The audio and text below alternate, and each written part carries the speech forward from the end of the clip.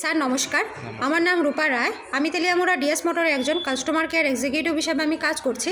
Sir আপনার নামটা কি আছে আমি কি জানতে পারিনি? আমার নাম সুরেশ দেববর্মা। আপনার অ্যাড্রেস?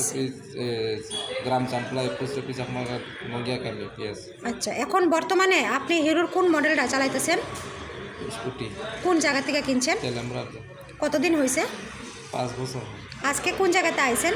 ডিএস মোটর জায়গা কিসের লিগে আইছেন? সার্ভিসিং করেন।